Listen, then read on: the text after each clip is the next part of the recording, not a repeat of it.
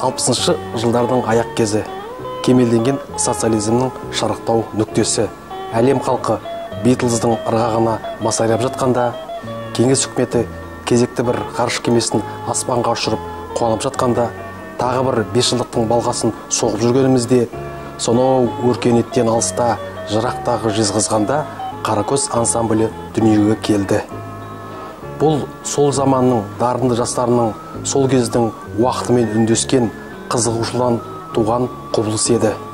Сонымен Қойшығара Әмірәлин, Жақсыкелді Сейілов, Сәлімжан Сейілов, Ахмеди Есмұқанов, Әбу Түсіпбек бастаған талантты жігіттер Қаракөз атты үлкен бір шығармашылық ұжымды өмірге әкелді. Қазақ эстрада өнерінің алғашқы қарлығаштарының бірі Қаракөздің үлкен өнердегі қадамы қалай басталып еді. Белгілі тарихтың беймәлім сырлары сағынышқа толы сағым жылдарға жетелейді. Мен жас кезімде, сол 68-69 жылдары, ол уақытта күндіз тоқыр болып жұмыс істеймін, кешке осындағы кешкі политехнический институтта оқимын, горный факультетінде. Сол енді жастық шақта әркім әр нәрсемен айналысады ғой, біреу спортпен, біреу өнермен дегендей. Біз сол өнерге жақын болып жүрдік та, өлең айтып жүрдік, әр жерде той-томалақта өлең айтып жүрдім. Болат Есмұқанов, онда дворец спортыда күреске қатысады. Мен ол уақытта сол 1-2 жылдай боксқа қатысып жүрдім, сол уақытта танысқанбыз. Сонда Болат келіп бізге қосылды, сол ансамбльге баянист болып.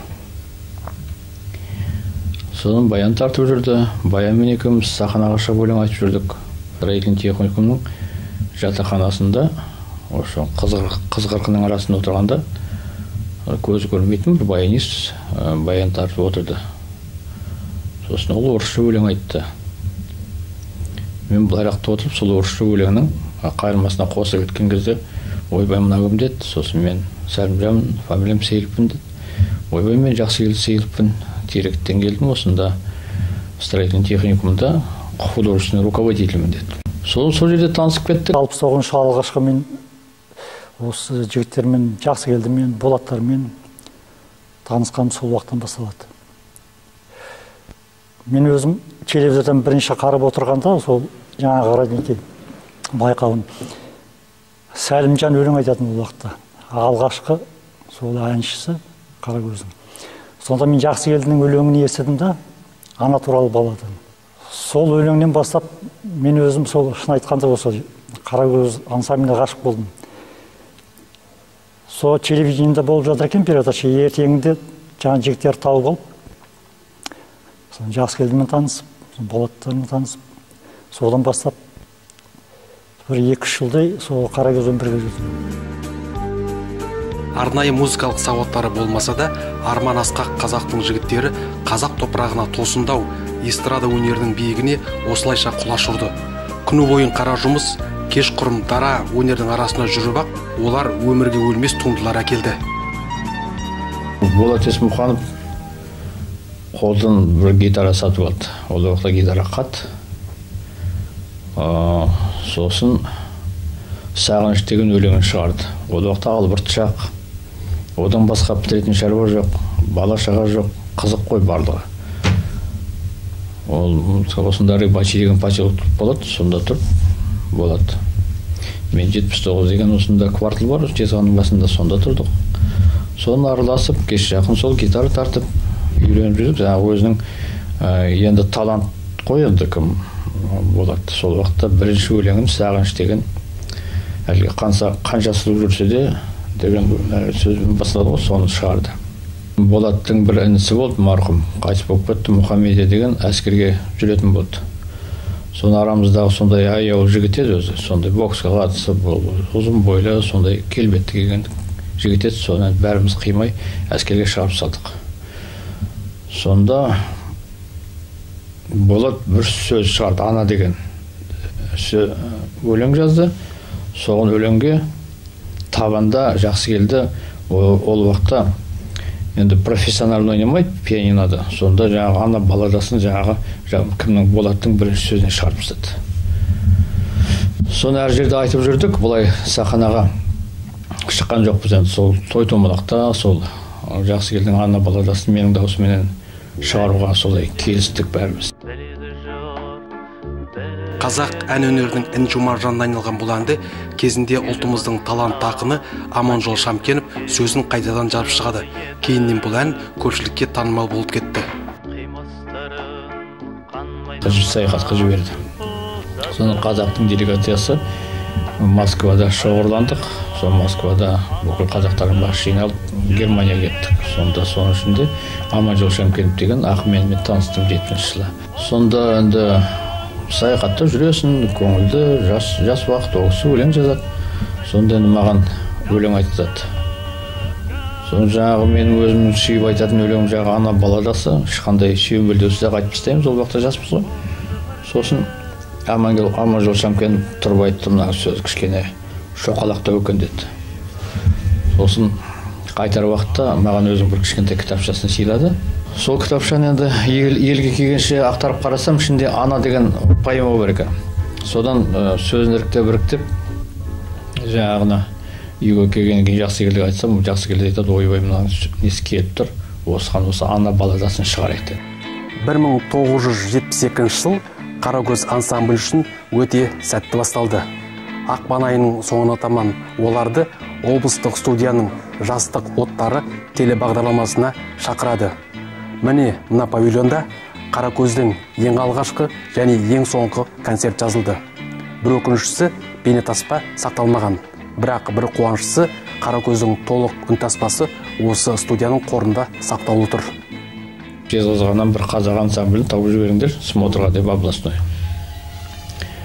Содан енді біздің енді сол жерде ұйымдасып жүргенімізді білетті, осы жердің культ отделінің бастығы бір орыс кісі еді, бізді шығарып пойызға мінгізіп жіберді. Содан осы Заря гостиницасына қарағанда түстік, ол уақытта сол жаңадан соғып жатқан уақыт екен. Сонда енді таңғы 4-ке дейін 5-ке дейін дайындалдық енді. Содан енді бір атпен шығу керек қой енді. Ансамбліміз қазақтар, айтым Қарлығаш қояйық деп. Қарлығаштың әнменен сахнадан ашса сондай жақсы болады деп. Сосын ол гитараға салып көріп еді, кішкене ешкімнің көңіліне шыққандай болмады. Сосын жақсы келді айтты, Қаракөзбен айтайық. Қаракөз деген әлгі мелодия бар ғой, сонымен гитарамен айтып тұрып сахна ашса қалай өтті. Жаңағы соло гитарада болат ойнайды. Соло гитарамен жаңағы Қаракөз әнін салып жүрген кезде бәріміз күнады. Ол заманда теледидарға түсіп, елге танымал болу кез келген өнер ұжымының маңдайына жазыла бермейтін бақ. Қарағанды сапарынан соң Қаракөздің жұлдызы одан сайын жақырай түсті. Жаңа әндер, соны ізденістер, соның нәтижесі. Содан енді Жезқазғанға қайтып келсек, бізді бұрын жай балама шығарып салған кісілер, кәдімгі оркестрменен, атағы шыққан бәлкім спортсмендер сияқты қарсы алды бізді. Бұл кісілердің шығарған шығармалары жылдан жылға өзінің алатын орнын алып, қошеметке бөленуде. Сол уақытта жүрген жастар, сол уақыттағы Қаракөз ансамблінің кезінде жүрген жастар қазір жаңағы іздеп, осы Қаракөз ансамблінің запистерін іздеп, бір-бірінен сұрап, сондай ынтығып, сағынып жүреді екен. Соған иншалла мен енді қуанам сол ансамбльде болғаныма.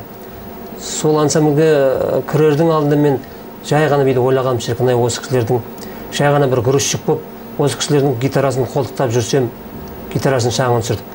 Менің басқа бақытты адам болмас еді, менің басқа деп ойлайтын тұғым. Өзі бір жаңа бір серпініс, ешкім бұрын болмаған сондай бір жарқ етіп шыққан бір жұлдыз болды Қаракөз. Шынын айту керек. Сол уақытта енді әлгі кішкентай ғана бір майысқақ бір пластинкалар шығушы еді ғой. Жаңа туған күніңмен Гүлжан дейді, ары қарай жаңа Қаракөздің өлеңдері кетеді. Сонда бізде Гасан дейтін бір Әзербайжан болды Жезқазғанда. Қаншама ақша тапты сол мысалы. Сол біздің қазақтың жаңа жомарттығын сондай, қазір біз таңғаламыз. Соны жаңағы біз Қаракөздің концерті бола түссе, жаңағы қу жетіп келеді. Сонда сөйтсек оны 3-4 машина алып әбден байыды өзі. Соны бізді шығарғанға біз соған мәз болып жүрміз. 1973 жылы күз айында Алматыда саяси әндердің республикалық байқауы өтті. Ол кез өнердің де, өмірдің де саясатпен безбенделетін заманы еді. Қаракөз байқауға ана туралы балладан алып барды. Сол жылы жаңадан құрылған Жезқазған облысының намысын қорғаған Қаракөз республикалық байқаудың лауреаты атанады. ана туралы баладан Жақсыкелдінің өзі айтты. Ең бір ерекшелігі Жақсыкелді өзінің өлеңдерін айтқан уақытта мәнерлеп жаңағы текстің ой сезімін кереметтей сол ой сезімін өзінің дауысымен мәнерлеп жеткізуші еді, керемет. Сол қолма-қол сол жерде Алматыда біз 3 дауысқа қолма-қол жаздық та. Телевидениеде бір кабинет алып конкурстың алдында. Сонда репетиция жасап жібердік 3 дауысқа. Болат, 2-ші дауыс, 1-ші дауыс енді Жақсыкелдің өзі айтты, 3-ші дауыс маған берді. Конкурста жаңағы жалғыз өлеңмен ана туралы балады. Бірінші орын алды. Сол жылдары Қаракөздің әндері тек алматылықтар ғана емес, бүкіл республика жұртшылығының сүйіспеншілігіне бөленеді. Ана туралы баллада, махаббат мұңы, сағыныш, неге солай, тағы басқа әндердің әдемі әуені әлі күнге дейін жүректері тербейді. Ол уақытта көңіл таза ғой, көңіл ойын ештеңе ластанбаған. Сосын мына біздің ақындар ол уақытта жақсы жазады. Аманжол Шамкенов, Тұманбай Молдағалиев, олардың өлеңдері бізге сондай қатты әсер қалдырып отырды. Мысалы, неге солайдың өлеңіне ықпал жасаған мен. Жаңағы Аманжол Шамкеновтың өлеңдерін жазып отырмын. Неге солай? Сонда кәдімгі әркімнің өзінің басынан өтетін бір тарих сияқты. Соны Жақсыкелге оқып айтып беріп, табанда шығарып тастады ғой. Сол студенттердің арасында сол неге солай көп тарап кетті. Сол әлі өлеңдерге, мысалы, Жақсыкелді сол 73 жылға дейін шығарған өлеңдердің барлығының сөзін тауып берген мен Жақсыкелдіге. Көзі көрмейді ғой. Жаңа мен үйде отырып іріктеп аламын да, мына сөз қалай, мына сөз қалай деп, оған қатты әсер етеді жаңағы ақындардың. Ақындар мықты болды ғой біздің. Аманжол Шамкеновтің өлеңдерін оқысаңыз, өмірден алынған өлеңдер. Тұманбай Молдағалиевтің өлеңінен кәдімгі терең осы не қалдырады адамға, жақсы із қалдырады. Өркениетті елдер, алға кетіп қалған Америка, Англия сияқты елдердің жігіттерінен біз кем ба деген ойдан туған дүние деп есептеймін мен сол кездерде. Ол азаматтар сол өзінің сол жұмыс арқылы, өзінің сол әндерінің мәнерлеу арқылы біздің халықтың түпкі ойын, рухани байлығын басқа елге жеткізейік деген арман болған негізінде. Керемет өнердің туындысы деп қараймын да, сол өлеңді айтып, соны айтқан уақытта бәрі жаңа келоленті сияқты жасы жағым өте шығады сол өлеңмен бірге. Сонысымен тәтті ғой енді ол. Қазір көбінесе әншіден гөрі техника басым билеп тұр. Мен өз басым қазіргі орындаушыларды әнші деп, орындаушы деп екіге бөлемін. Себебі әнші аз. Қазіргі баяғы сол Қаракөздердің тұсын алып келетін болса, қайтадан қазір 15% әнші шықпайды. Кәдімгі дауысы бар, кәдімгі әнші шықпайды. Сондықтан да Жақсыкелдің сол Қаракөз ансамблінің сол кездегі ерекшелігі оның өзінің бөлек сазында жатыр. Ол мысалы бүгін туса да ерекше болар деп ойлаймын. Себебі оның өз алдына қасиеті бөлек, және олар сол кездегі техникаменен солай көріну деген халыққа. Оның сол кездегі қазіргідей эффектлер дейді ғой, онда ештеме жоқ. Жай гитара, жай бас гитара, жай ритм гитара, соло гитара. Жақсыкелді ол кезде тіпті органды емес. Қаракөз орында ионика деген болған. Сонымен сондай неменен сондай өнер туғызу қазір екінің қолының бірінен келе бермейді деп ойлаймын. Әрине, өмір заңдылығы өнер талабына тәуелді емес. Жұлдызды сәттер мен жұпыны шақтардың алмағайып құбылыстары Қаракөздің тағдырына өз ережелерін енгізді. 73 жылы әкем қайтыс болғаннан кейін, институтты бітіргеннен кейін мен өндіріс саласына кетіп қалдым да, Жақсыкелділер әрі қарай дамытып кетті. Сол 73-тен әрі қарай Жақсыкелдің атағы жақсы шықты. Ол уақытта енді жақсы өлеңдер шығарды. Сосын 73 жылы бізде мынау Жезқазған облысы атанды.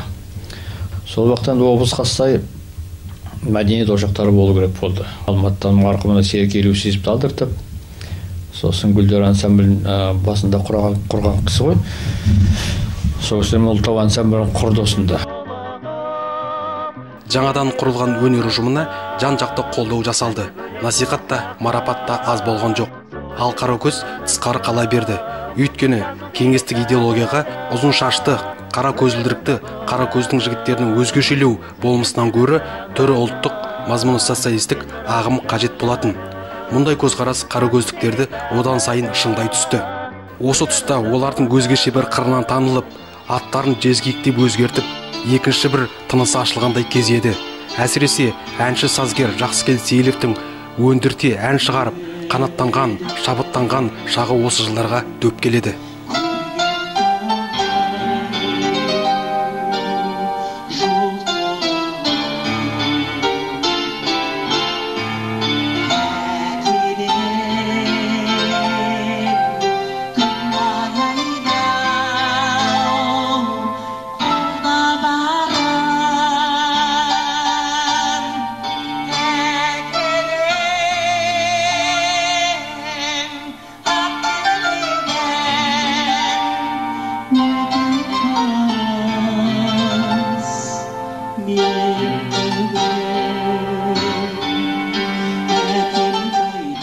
Жақсыкел енді Жақыбек көрмеген болғасын біз өте жақсы сыйлаймыз. Бірақ ол көзім жоқ екен деп ойлаймайды, оның көзі біз болдық.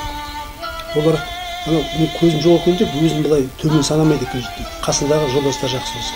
Біз оны олай деп өмір санамаймыз. Ол бізге реніш жоқ, ол көрмегенмен көретін адаммен оның көкірегі ажағында сайрап тұр. Оның түсінік қабілеті, психологиясы, адам тез түсінуі, сосын оны ұмытпауы деген мазмұн. Бір ғана Жәкеңнің жаңағы ана бала досының өзі неге тұрады? Ол өлеңді дұрыс тыңдап, санасына құйып алған адам, ол өмір бойы ананы, өмір бойы әйелді, өмір бойы қыз баланы ренжітпейтін жағдайға келеді. Бүгінгі біздің басқа дүниелер арқылы жете алмай жүрген шаруамызды бірақ өлеңмен жеткізген. Әрине, Жақсыкел Сейілов, Сәлімжан Сейілов, Болат Есмұқанов тағы басқа да шынайы таланттардың басын қосқан Қаракөздің сол жылдары бар болмысы жарқырап ашылту қиын. Өйткені әрі шығармашылық, әрі ұйымдастырушылық жұмыстардың барлығын олардың өздері атқарды. Күндіз өлең айтып, түнде ән жазды. Ең бастысы халықтың санасына рухани сілкініс әкелді.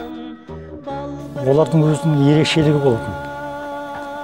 Мынау әнге аранжировка жасаған уақытта қазақи әннің әуенін ешқандай бұзбай аранжировка жасаған уақытта гармониясы сол тура сол салатын сол ерекшелігімен ерекшеленді. Досым Хасандардың аты дүрілдеп шыққан себебі ол уақытта енді олар институтта оқыды. Көз ашық, адамдардың аты көз ашық. Біздің жақта енді шет жақта периферия сияқты ғой. Ол жақта олардың темеушілердің өздерінің көздері ашық болды. Олар кейін кездерде бізді кездесіп жүрді, олардан өздері мойындап жүрді, біздерден сіздер кейде артықсыздар деп. Бұл жерде енді ондай бізде бұл өндіріс қаласы орталығы ғой, осы жерде туып өскеннен кейін осы жерде дамыдық. Бұл жерде ондай демеу көрсететіндей кісілер болмады. Өкініш бар әрине. Енді егерде Алматыда ол жігіттердің бәрі тұрған уақытта кәдімгі өзіміздің досым Хасанымыз сияқты мықты бір группа болып жүретін еді. Жалпы алғанда Жезқазған өңірінде ғана емес, мен осы өзім қатарлы жігіттермен әңгіме жүргізген кезде біздің батыс аймағымыз өте қатты біздің Жәкеңді қатты сыйлап, қатты қадірлеп кеткен. Мынау Қызылорда, Сыр қатты сыйлап, қатты ойлап кеткен. Жалпы негізі мынау орыс жолы болып кетпеген аймақтарымыздың бәріндегі қазақтар біздің Қаракөзді бүгінгі күнге дейін айтып отырады. Шынайы өнердің өресі әркезде биік. Сондықтан да оның ғұмыры ұзақ. Мына ғаламдастыру заманында қаптаған музыкалық ағымдардың астарына қалып қоймай, көзімізге оттай басылған Жақсыкел Сейіловтің мына дискісі соған нақты дәлел. Бұл әзірше Қаракөзге қатысты қолымыздағы бар байлығымыз. Болашақта олардың мұрасын зерттеп, дәріптеп, насихаттап, өз биігіне қоятын кез әлдеқашан жетті. Уақыт озады, заман өзгереді. Көнермейтін осындай мәңгілік өнердің мәртебесі. Өйткені Қаракөз әндері өткен күннің бір тамаша белгісі ғана емес, болашақтың да шамшырағы болып қала бермек.